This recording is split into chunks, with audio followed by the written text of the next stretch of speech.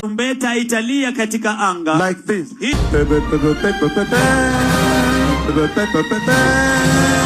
That is how the trumpet will sound. IKONINI. So kuna msana fightiwa saizi in the Kenyan political scene, of course ni Sifuna. Sifuna anafightiwa cause he's starting to rise. Usamaga the cream always rises to the top. And because of that, jana kuna very interesting video ilikuwa na trend. Na kwa hii video kuna msali kwa ameandika the same woman who gifted Senator Edwin Sifuna the now viral Mimi Ndio Sifuna t-shirt previously celebrated Raila's death. Then ikakuwa this level of hypocrisy is so deep. Sifuna himself is comfortable. So, a few things lazima niseme hata before to watch the video. Do I think Sifuna knew that this girl had posted this video and this girl looked this excited when Raila died? No, I don't think Sifuna knew that, because hii story ati Sifuna did not respect Raila, hated Raila, all that nonsense. We debunked that yesterday. But let's watch this video and be like, damn, she was breaking the news but she looked very happy, and for her to have gone to meet Sifuna, I guess now maybe with this Sifuna's team itakuwa more careful, itakuwa ikitry kuangalia history ya wase na kuona kama like who are we interacting with, because vitu kama hizi they'll be used politically against Sifuna. And don't forget, politics is about emotion, so it's easier to say people will always separate. No, they won't. Wacha tucheki news. Wallahi nimeconfirm, nimeona kwa website, news reaching my desk is that Baba Aki wallahi, wacheni niwaonyeshe God one, Aki niko na evidence. Si umeona? Unasema ati ninadanganya, wacheni niwaonyeshe evidence. Baba broad based is no longer broad, it's based. Guys, ndio hii Raila atikio story kama broad based is no longer broad, it's alafu anacheka. You can see like the level of excitement. And I remember when this death happened, there were those Kenyans who were celebrating. So that every time we talk about Raila, we'll always talk about the fact that he was a very divisive figure. But also Raila has played a very big role in Sifuna's politics. And this is where it gets tricky, because kumbuka hata nikibonga juu ya Babu Owino and Maverick, and me saying that sometimes these people become a liability. You don't need someone who talks a lot of shit, because they don't help you with any votes. All they do is take away votes from you. So this one, I'm 100% sure Sifuna kwa najua this, but one thing about Sifuna is he needs to move away from this one. Najua, just make us stay uko, otherwise it's going to cost him. Odinga, former Kenyan PM, passes away in Kochi. Na unaangalia date ni 15th October. Anyway, may his soul rest in peace. He has fought for this country. Kwa history ya hii nchi atatokea mara nyingi sana. But register as a voter if you haven't. Na mnifollow Instagram na Facebook. The broad-based government. Hey, wanachaga. Sasa Mungu kuna mwenye tunataka uite sasa. So yeah, this video will be used against Sifuna, and so yes, I'm sure atatry kujustify kwa mind yake, aseme that Kenyans will be able to separate that girl from him, but it's not that simple. So just like niko nasema Babu ana need kujiseparate from Maverick, Sifuna needs to separate himself from this. Don't have such people around you. Najua, the only thing that they can do is take away votes away from you.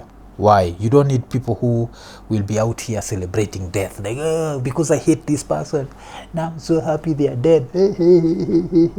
I find it to be stupid. I don't know how to put it, but why? Because of politics, that this person, you hated him because most probably you are taught to hate him, and then you just hated him all your life, and now, so yes, so that would be the Nini, because the fight against Sifuna will continue, and right now all propaganda that can be used against him is going to be used. And what sort of propaganda is being used? Kuna wasomeanza kukama paka na vile, how did Sifuna and Alai become enemies? So I had a certain version here from a certain lady, and I was like, I don't think it went this way, but it's a good story right now because Sifuna is popular. This is a good version, but I remember how this version went, at least from the outside looking in. I don't think it went this way, but wacha tusikie dem. Kuna dem alikuwa try to explain how the beef between Sifuna and Alai happened, because yes, let's be true, Alai hates Sifuna's guts, like damn, like I think he hates Sifuna's guts more than he hates Sakaja's guts, and this guy hates Sakaja. So wacha tusikize. Alai alikuwa wako na Sifuna in the same stage. So Alai threat yake hapo wakaona mwenzako ni nani? Ni Sifuna. Because wote ni vijana, maybe yeye ataka kuwa governor, anaona senator atachukua hiyo nafasi, in future. So akaona huyu Sifuna anakaa soft. Akaanza jaribu kumbuli na magunzi na nini na kutaka kumwangusha. Akasahau mwenzako ni mbukusu. Mwenzako akaminyana na yeye mundu. Mundu. It didn't happen this way, because I remember watching that video. Your scuffle really happened katikati ya Sifuna and Nini, and I was actually annoyed because I was like, how can ODM claim to stand for democracy? Because this time Raila was still alive and still allow that level of violence, but basically Sifuna had to be saved. Hiki kimsee huwezi fight nacho. Hiki kimsee kwa ujai watch ile episode imefanya na Alai jo, angalia umse ni mbigi. TV sikudanganya. Jo TV udanganyaga watu ilionaga kadem kadogo kamesimama na raya big ati wana fight, alafu somehow kadem kanashinda. That's nonsense. Real life Sifuna versus Alai, it's not a match. The only thing Sifuna can do to win a fight against Alai ni kutumia weapon. Without weapon he stands no chance. But saizi vile nimesema, it's najua Sifuna has that kila mtu anamsupport and everything. So these stories will keep spreading, and it's good for him. If I'm him, unajua, you take that kifable and you run with it, as long as you hope you don't meet this dude, because this dude is a goon. Unajua, like Alai is a goon and you don't want to be around a goon. Alafu Iraem ili survive Kibaki, ka survive Uhuru, saizi ina support the president, so inaweza get away with a lot of shit. Kumbuka majuzi li pull a gun on Babu, hakuna kitu ili happen here. So you don't want to mess with this guy. So this is a good fable story. If Sifuna had not pushed the story, because this would give this guy more guts and more reason to confront me, so that we get into a scuffle, so that he can whoop my ass and then be like, you know what. And in this situation, it's ile story ya Jay-Z. If you shoot me, you're famous. If I shoot you, I'm brainless. Right now, if Sifuna was to make a mistake of kuumiza this dude in any way, especially using fatal means, now Ruto would use that chance to get rid of him. Najua. So Sifuna has to also be bright. But this was a very good fake story. And that's how I'm going to put it. Unless there's another scuffle, but there's a scuffle that went around in, I think, 2022, and I remember Raila was there. I think ilikuwa Masaiza Kibich. I don't even think it happened in Kileleshwa. I remember that footage. But tuendele. Nilikuwa si ya kusikia na kuambiwa. Nilikuwa mwanzo nakumbuka nilikuwa napeana calendar zapo za ODM za baba sasa ako huko Alai watu wa ODM mmetesa sana yule mzee wetu. So Sifuna naye sijui kukakwaje huyo Alai kwa mtaro. So tangu hiyo siku watu wa Kileleshwa wanamuita Sifuna etalangi. Okay, etalangi. Okay, I don't know, maybe there's another scuffle, man. That's why I keep saying the scuffle that I saw, I think, was in Kawangware, and Sifuna stood no chance, because as I keep saying, this dude is big, man. This dude is huge. He's tall and he's whatever. So I've met Sifuna. I think Sifuna is half the size of this dude. He stands no chance he come to a physical scuffle. So yeah, but Udem anasema alikuwa, so maybe there's something else that happened in Kileleshwa, and then there was the other scuffle. But tumalizie. Kwa nini etalangi ni Simba kwa Kiluya? Because walimuosha kwake. Kwa ward hiyo sasa, yani amemshinda paka kwa ward yake. So hiyo kitu mpaka leo I think Alai akiamka yani ile kabisa kitu ya kwanza ni Sifuna. Ndio mjuzi nimeona akisema sijui akuvaa suti. Sasa watu wanamwambia wewe mwanamume mwenzako Kenya amevaa cha kuhusu nini? Yeah, but Alai hates Sifuna's guts. That's one thing, and to me nakwaga the hate is to a certain level that I'm there like, damn, I feel like this is too much, man. This is bordering on whatever. But still talking of Sifuna wameshikana na Babu na Orengo, na wameamua kuishia najua kuenda that Luo politics route. So apparently inasemekana hiyo Linda Mwananchi tour inafaa kwa inaenda Kisumu. And before to check what's going to happen with that, let's rewind, because jana kulikuwa na footage. I think inasemekana ili happen Ahero.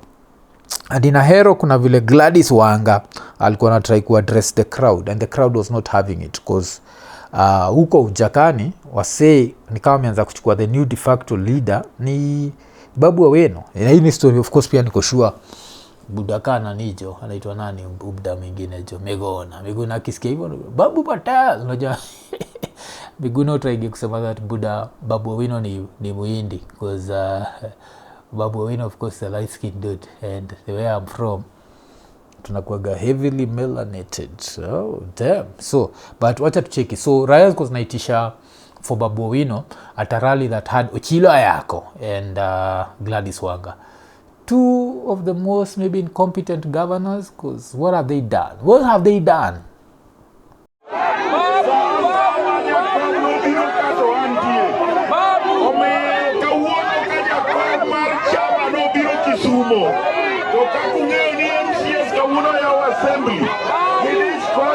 Takelo ujumbe margi kachiel gi Ken Ahero ukao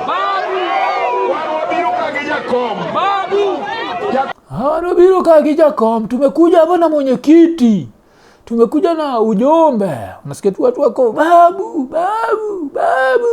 Komwa mar chama en Gladys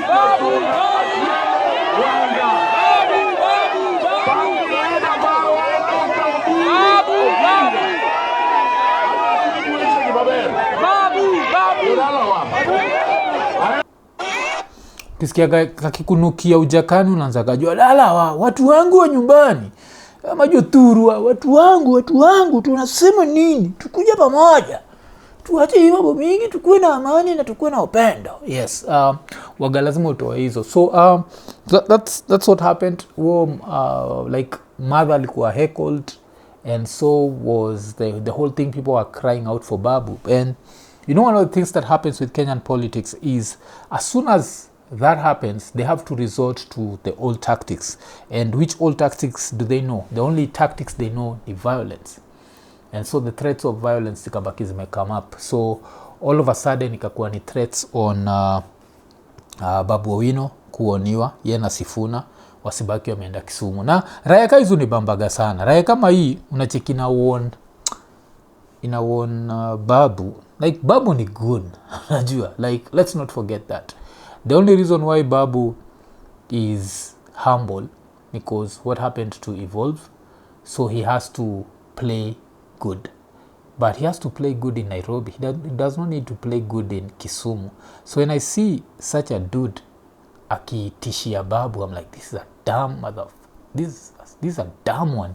Kusikia iraya iko inatishia Babu niko zileza. Okay. Ukijaribu kanyaga Kisumu na hiyo kuzi yako wewe na Babu na James Orengo, utajua ujui. Tunafuata Dr. Buru Odinga na Gladys Wanga na chama ni ODM. So basikia, so hii fala iko na threaten Sifuna, but unasikia vile threaten Sifuna inawaambia ukijaribu kukuja hapo na huyo Nini Babu Owino na James Orengo. So number one, I don't think ubuda mwingine anaitwa Nyong'o yuko fully sold on hii idea ya broad based. So that means pia you are not that safe in Kisumu. Yes, sitasema that Babu Nyong'o and Orengo atatumia guns, but someone like Babu, yini Raila grow up Kisumu, so of course iko na guns wake in Kisumu, and hawezi threaten uambie taizi kuja Kisumu, itakuja Kisumu, and this is stupid. Number two, Babu is a lawyer, so he can just decide to frustrate you for the rest of, and you don't want that. Politics, because this is what really pisses me off. Like, we live in a society where we've normalized that it's not okay to have a different opinion. Like, we all have to have the same opinion, and if you don't have the same opinion, then we become enemies. And this is what we end up with. People saying things that make no sense. Mimi nakwambia usikanyage Kisumu. Kisumu ni ya nyanyako. Buda Kisumu si yenyu. Najua, of course mimi nasema hivyo, lakini sina Babu, so siwezi sema hii haina kagun kunishinda. So plan kukanyaga Kisumu anytime soon. Na nikikanyaga sitasema na kanyaga Kisumu. But hii threat nilifindikiwa very, unajua, like hawezi threaten Babu. That's basically what I'm saying.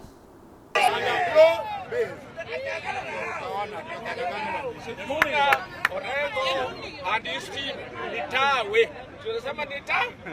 Mahali tunapeleka ni tawe. Hiyo Unapeleka ni tawe. So I don't know. Was he trying to say kusema ile tawe ya Waluya? Hapo siku understand like what he was trying to say. But sasa kuna kamjaka fulani kalikuja. Unajua vile unasemaga wazee, palipo na wazee pakosi jambo.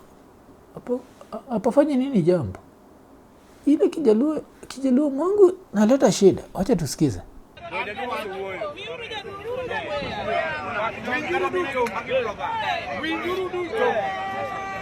Winjuru duto. Sikizeni nyinyi wote.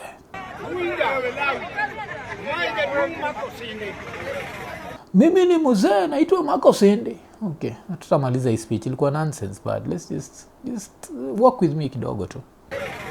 Mano dagi mandamano muwinjono. Makatatari kaboro no dagi mandamano.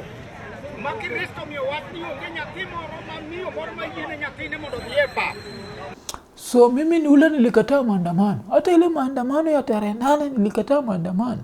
Na nilikataa maandamano hii sababu ya Yesu Kristo aliniambia hakuna mzazi anafaa kukubali mitoto yake aende kwa pap.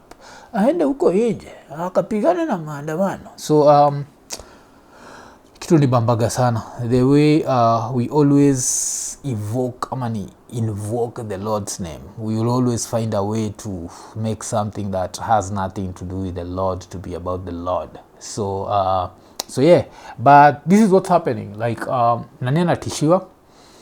So Sifuna and in extension Babu anatishiwa anaambiwa wasiende Kisumu. Do I think they need to go to Kisumu right now? No, I don't think so. Considering that they can also get like a very spontaneous crowd, I think wakishatoka Uluyani next time ni kupitia tu Kisumu haraka before say organize goons and the government and all that. But are they making the government uncomfortable? Yes, they are making the government uncomfortable. Do they need to keep doing it? Yes, they need to keep doing it. And yeah. Ekonene, najua mwaka ni mpya lakini injili ni ile LemFi. So kama uko US, uko UK, uko Canada ama uko the UAE na unataka kutuma do Kenya, baki umechangamka, ingia LemFi, utabaki umepata the most competitive rates. Lakini apart from that, on your first transaction ya $100 or more, utapata $20 sign up reward. So unangoja nini? Baki umechangamka, chap ingia LemFi. LemFi, international payments for everyone. Ekonene. Still talking of the government, if there's something else that the government is trying to sneak in, and what's the government trying to sneak in? It's trying to sneak in social media regulation. Na hii kitu ilinishtua sana cause I didn't expect it till nisikia kabuda fulani kamkorino kanabonga juu ya kuregulate TikTok. They're like, what? Regulate TikTok? And you might be wondering, like, why would the government want to regulate TikTok? There's something that nilikuwa nasema from early last year. I think it was in 2024 when the protests were there. Nilianza kusema jia 2027 we need to do our own tallying of results. And since we need to do our own tallying of results, I remember saying that there is all these people with all these TikTok accounts. And what if people were to take over polling stations and, volunteer kwa polling stations so that we can get the results as fast as possible, blah, blah, blah. And with that in mind, if TikTok is there giving people real-time information, it's going to be very hard for the government to play the tricks. Because the delays that you see with the election results inakuwaga delays za kumanipulate numbers. If you want to understand how that happened, 2007 ilitichwa say hivyo. In 2007, kuna time ule kwa Amos Kimunya alikuwa our strongholds have not yet released the results. Then Tarakaniti happened. So after that, government understood the assignment, and the assignment is the more you delay the results is the more you can equalize the numbers.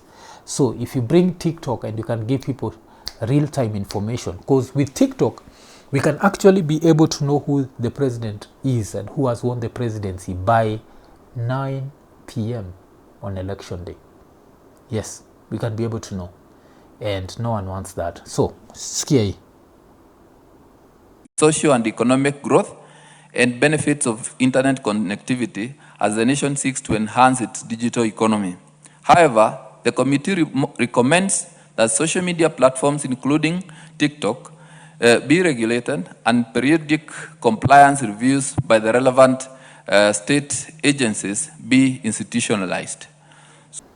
Yep. So you have to ask yourself why. Because TikTok, the way we consume TikTok inakuwaga interesting. There are people who consume TikTok strictly for hizo stories za kwenda kudance, but then there's the whole political movement where you have wasekaki na walalo siku zote tumewajua through TikTok. We see a lot of clips from bunge la mwananchi on TikTok. They need to regulate that. So they are pretending that this nonsense that they love saying, oh, we need to take care of our children, we need to take care of our children. And the last time I checked, anyone who's over 18 years old is not a child. That's an adult. If they break the law under Kenyan law, they are treated like adults. All this nonsense that somehow you want to protect them and you have to call them children because you're trying to protect them, it's nonsense. Do you know how you can protect them? Through fighting corruption and making sure that there is no corruption. So niko nasikia hii nonsense, watu wanajifungia kwa room, inafanya sijui nini. So msa anaitwa Kajwang alikuwa, and this is the disappointment that ODM is. Because ODM, and this is the reason why now we have to appreciate the Sifunas who are not jumping on this bandwagon. The bandwagon of we are in government now, so even if we have to pass repressive laws, we are in government, so we are okay. So, wacha tusikize. Management of socio-economic affairs, the duty of care. It is a company in China, right? That company of China has done a wonderful platform that is now has gone across the globe. But does that company owe a duty of care to our children? Matikio nonsense ya kuita adults children. That nonsense really pisses me off because that's what they use to come up with these bullshit laws where they say our children this, our children that. And this is not about children, this is about adults, and anyone who goes to TikTok is an adult making adult decisions, and you can't tell me that somehow. And afu TikTok pia waga imeban pornography, so nudity pia iko banned on TikTok. So what are you talking about? A lot of social media, I think the only social media platform that allows nudity ni X peke yake. TikTok does not allow, Facebook does not allow, Instagram does not allow, YouTube does not allow. So what are we talking about here? The only time kuna nudity ni on X. And you know Elon Musk, you can't do anything to that dude. So, but tuendele. Right? So the question of that duty of care and the legal burden is on that company, the Chinese company, to explain to what extent would it be answerable to harmful issues of the platform that they have. In most jurisdictions, we have moved, we are not, and I'm glad the committee is not prescribing banning, because banning, for example, in India, that is what they do in India. And you can ban, Mr. Whatever, man. You can ban. Kuna hizi vitu mnapendaga kutishia. Just ban TikTok. Let's see how far that goes. We'll just use VPNs, and apart from using VPNs, you'll give us more reason. You'll give these Gen Zs, the ones who are still twerking and not taking a voter's card, you'll give them more reason to get a voter's card. And apart from that, yeah, it's going to be hard to rig it. It's going to be hard to rig it. Now, at least TikTok can distract them for some time. They can be there shaking there and they forget. But now you want them fully focused on you? Okay. And in some of those, but they do it. And India is a very stable economy and a big economy, but they do it all the same. They have banned properly TikTok. They've just banned it. Okay, wacha niangalia hiyo. Did India ban TikTok? Okay, because that was also a certain information. India ban TikTok, because I don't think nimesikia hiyo. The only country niko najua nilikuwa try kuban TikTok ilikuwa US, and there was Nini. Oh, okay. Yes, India did ban TikTok, and that ban is still in effect. The government of India blocked TikTok in June along with 58 other Chinese-owned apps, citing concerns about national security. Of course, India and China zimekuwa na that political fight that they have, but Kenya we don't. And I don't think with the amount of money pia tuna owe China is, can China allow us to ban TikTok? So, okay, India will ban TikTok, but theirs is a whole political fight. I remember there's a time we're gonna fight about roots, use oil or something. I need to, maybe that's a story I need to do more research on, but okay, so India banned TikTok, so good for them. But now back to Kenya. Kenya is a whole different beast. Najua, we have no beef with India. India cited security reasons, not moral reasons. We are citing moral reasons. Even America, wakiforce the hand of TikTok for your TikTok, but you, I think that company was sell that American stake. It was for security reasons, national security reasons. It was never for moral reasons. Why? TikTok is clean. Like, yes, there'll be some nudity, but it's pulled down immediately. Even language, hawezi tumia jina unambwagacho ujinga. So because of national security and so on. But I am glad that we are not moving that direction, that we are moving in the direction of robust content moderation and regulatory control and oversight. We have to create an oversight deliberately to be able to monitor and to give our children things that are useful for them. Our children. Calling adults children, it's one of the nonsense that we've normalized in this country. But yes, history of TikTok, if you have to ask me, it's because of next year. If the government can somehow be able to make sure that there is no real-time news, the government would be happy. But it is what it is. IKONINI.